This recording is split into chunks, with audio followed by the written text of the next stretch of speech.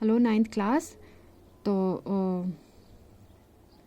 Second chapter of biology that is the plant. I was teaching you about the plant tissue. तो permanent tissue तक हमने कर लिया था। Now today I am going to teach you about protective tissue. Protective tissue includes epidermis and cork और together they called as phellem. अब हम बारी बारी इन दोनों को पढ़ेंगे, epidermis and cork. Okay, epidermis. The epidermis, the term it consists of two words, epi and dermis. Epi means upon, upon mean जो ऊपर, the outermost layer, out सबसे ऊपर वाला, and derm means skin, जो सबसे ऊपर वाली skin है, that is called as epidermis. In plants as well as in animals it is called as epidermis. जो the outer your skin is called as epidermis. Is usually present in the outermost layer of the plant body such as leaves, flowers, stem and roots. Epidermis is one cell thick. ये सिर्फ एक ही cell से बनी होती है and is covered with cuticle. और किससे covered होती है? आउटरमोस्ट लेयर, क्यूटिकल से। तो ये इसकी डायग्राम है, ये आपको यहाँ से क्लियर हो जाएगा। This layer is the epidermis layer in plant cell. This is the epidermis layer. You can see this is the epidermis and this is the outermost layer. It is called as cuticle. Okay, so you have to draw this diagram also. Now cuticle is a waterproof layer of a waxy substance called cutin. जो cuticle layer है, this layer, ये किससे बनी होती है? ये cutin से बनी हुई होती है and cutin is a water resistance, मतलब इसका पानी इससे आर पार नहीं जा सकता। It is secreted by epidermal cells. और ये क्यूटिकल जो है, this cuticle is secreted by epidermis itself. जो एपिडर्मिस लेयर है, अंदर के जो वन सेल लेयर है, this is one cell layer, ये इसी से यही सिक्रेट करता है। Next is cuticle possesses variable thickness in plants. For instance, it is more thicker in xerophytic. Xerophytic plants are those plants which grown in xerophytic condition in desert condition like Rajasthan. तो जो राजस्थान जैसी condition में plants होते हैं उनमें cuticle thick होती है। This is the requirement of the plant, xerophytic plants, क्योंकि थिक होगी तो वहां से प्लांट से वाटर लॉस नहीं होगा। तो this plays a very important role in xerophytic plants. That is the only reason this is thick in xerophytic plants और desert plants. Okay, cells of epidermis are elongated and flattened and do not contain any intercellular space between them. इनमें कोई intercellular space नहीं होती है because there is no role of intercellular space. They don't need flexibility actually. They need only protection. ये सिर्फ protection provide करते हैं, इसलिए इनमें इंटरसेलुलर स्पेस की ज़रूरत नहीं होती। इंटरसेलुलर स्पेस उन सेल्स में होती है जहाँ पर फ्लेक्सिबिलिटी की ज़रूरत होती है। ठीक है, now their inner contents are similar to parenchyma cells. Okay, the main function of epidermis is to protect the plant from desiccation. Desiccation means loss of water. ये epidermis जो है, it prevents the loss of water from within the plant body and infection. Infection से भी बचाता है। In fact, cuticle of the epidermis helps to reduce water loss by evaporation.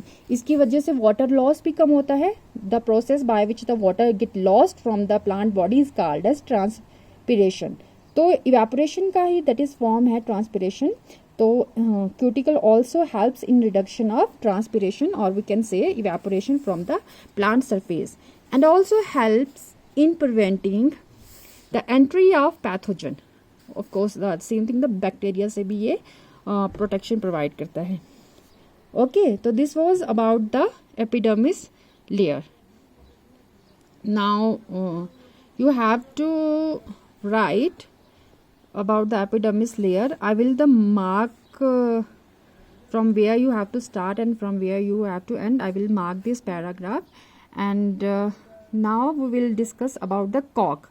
ठीक है, पहले तो हमने एपिडर्मिस एंड कॉर्क पढ़ा था। एपिडर्मिस हम पढ़ चुके हैं, डिस्कस कर चुके हैं। Now we will discuss about cork. Okay, now this is cork As plants grow older, the outer protective tissue undergoes certain changes. A strip of secondary meristem called phloem or cork cambium replaces epidermis of stem. Cork cambium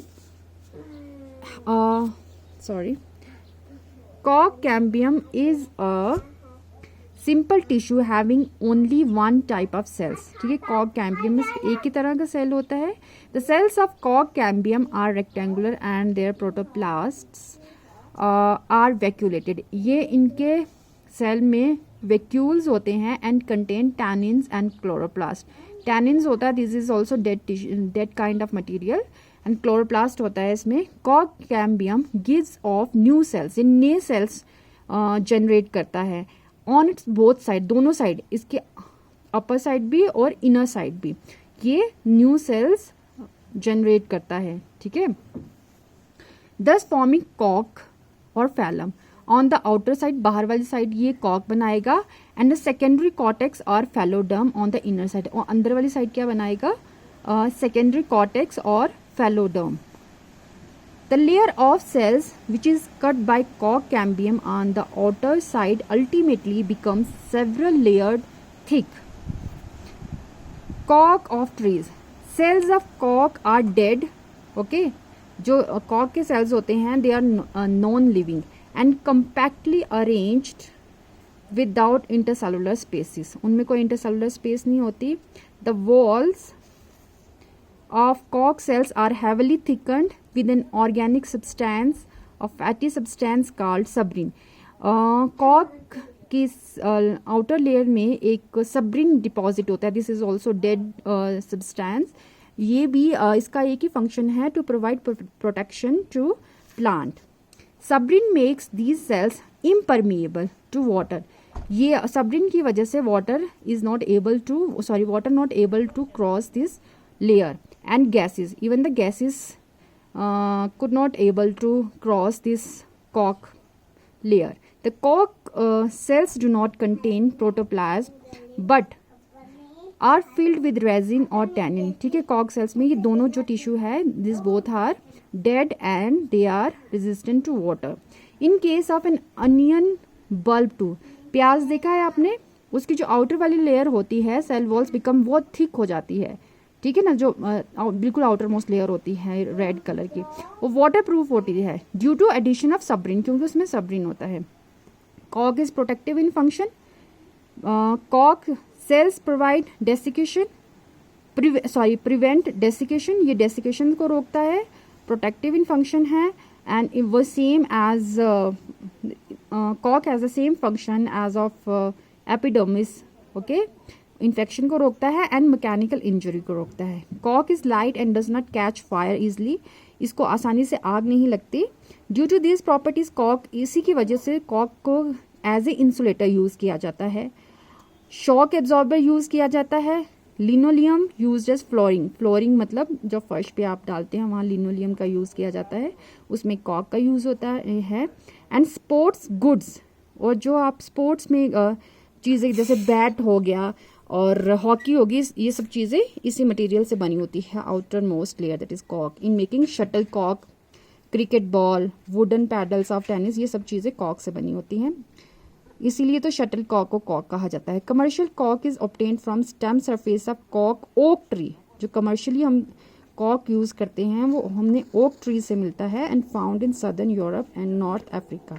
ठीक है, तो ये मैंने आपको समझा दिया. Now you have to write about all this epidermis and cork. Okay.